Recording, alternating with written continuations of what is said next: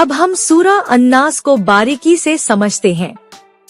ये कुरान मजीद की 114वीं और आखिरी सूरत है और ये भी मदीने में नाजिल हुई थी। इसका नाम अन्नास यानी इंसान है और ये नाम सूरत की पहली ही आयत से लिया गया है। ये सूरत और इससे पहले वाली सूरा अल-फलक दोनों मिलकर मुआविज़ातैन कहलाती हैं, यानी वो सूरतें जिनमें हर तरह की बुराई से अल्लाह की पनाह मांगी जाती है। ये सूरत खास तौर पर इंसान के दिल और दिमाग में शैतानी वसव से, कुसूसात और बुरी ताकतों के असर से बचने का सबसे ताकतवर जरिया है। पूरा माहौल और वजह नुज़ूल। जैसा कि पिछली सूरत अल-फलक के साथ बयान हुआ, ये सूरत भी उसी वाक़ये के सिलसिले में नाजिल हुई जब पैगंबर सल्लल्लाहु अलैहि वसल्लम पर एक यहूदी के जादू का असर हुआ था। इलाज के बाद अल्लाह ने ये दोनों सूरतें नाजिल फरमाई ताकि पैगंबर और हर मोमिन के पास हर छुपी और जाहिर बुराई, खासकर दिल के अंदरूनी वसव से, शक, बुरे ख्याल, बुरी उकसाहट से बचने का एक कामयाब तरीका हो।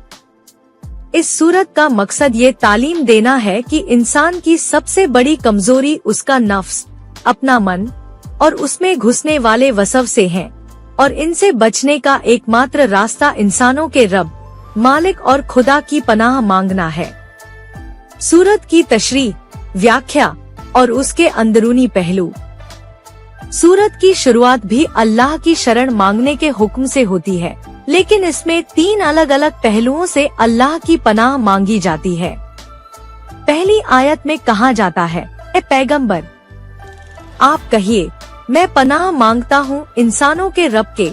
यहाँ रब का मतलब है पालनहार, पोषण करने वाला, तरबियत देने वाला, यानी उस अल्लाह की पनाह में आता हूँ जो सारे इंसानों का खाने पीने, हिदायत और तरक्की का जिम्मेदार है।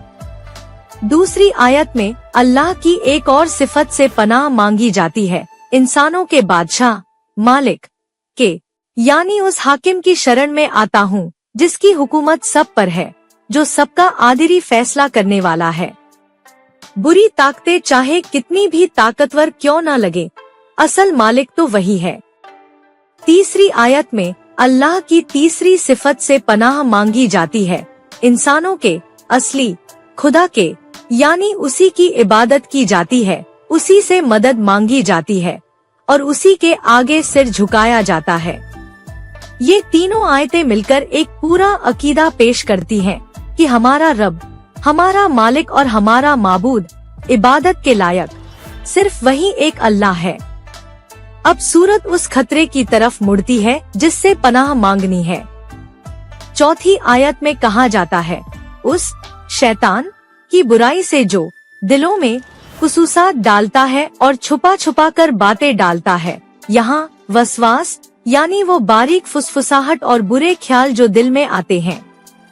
ये शैतान का सबसे खतरनाक हथियार है जो इंसान को सीधे गुनाह या कुफ्र की तरफ नहीं, बल्कि पहले शक, बेईमानी, बुरी नीयत और छोटी छोटी गलतियों की तरफ ले जाता है।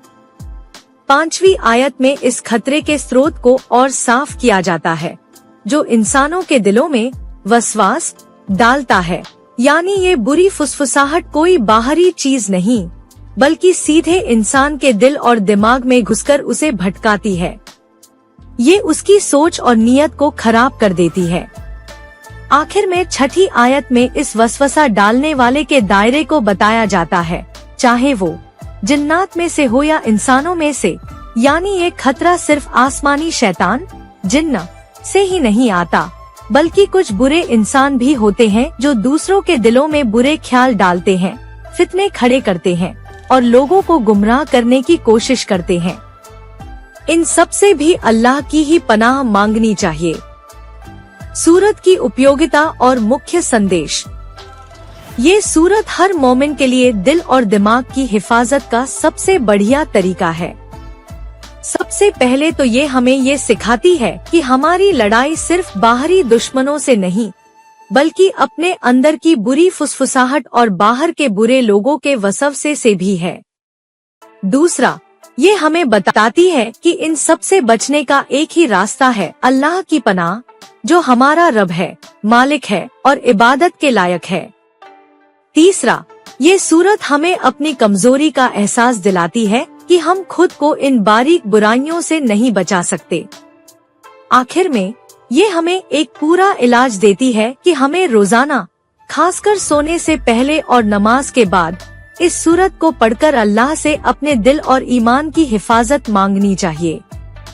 निष्कर्ष, सूरा अन्नास एक ऐसी सूरत है जो इंसान को उसकी सबसे नाजुक जगह, उसके दिल और दिमाग की हिफाजत का तरीका सिखाती है। ये हमें बताती है कि सबसे बड़ा नतरा बाहर की तलवार या बीमारी नहीं, बल्कि वो बुरे ख्याल हैं जो हमारे अंदर घर कर जाते हैं और हमें अल्लाह से दूर कर देते हैं। इस सूरत को पढ़कर हर मुसलमान को ये एहसास होना चाहिए कि हमारी हर लड़ाई की शुरुआत और अंत अल्लाह के नाम से होती है। हमें इसे इतना पढ़ना चाहिए कि ये हमारे दिल की दवा बन जाए। जब भी कोई बुरा ख्याल आए, कोई शक पैदा हो, कोई बुरा इंसान बिगाड़ने की कोशिश करे, तुरंत इस सूरत को पढ़कर अल्लाह की शरण में आ जाना चाहिए। ये सिर्फ कुरान का आखिरी सुरक्षा कवच ही नहीं, बल्कि हर मोमिन के लिए जिंदगी भर की सलामती का राज है। जो इसे थाम लेगा, वो दुनिया और आखिरत की हर बुराई से महफूज रहेगा।